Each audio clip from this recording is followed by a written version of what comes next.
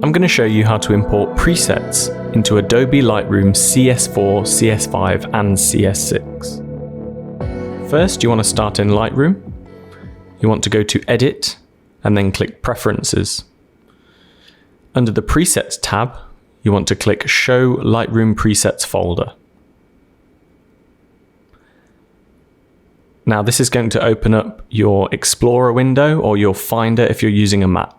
It's going to highlight the Lightroom folder.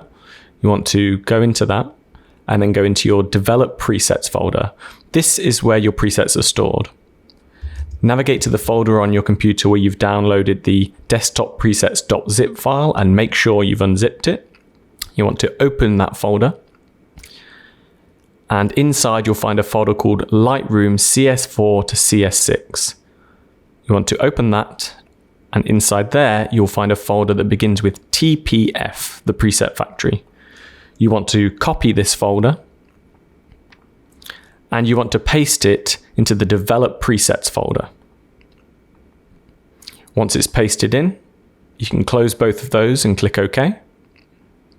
Now you'll want to close down Lightroom and reopen it again.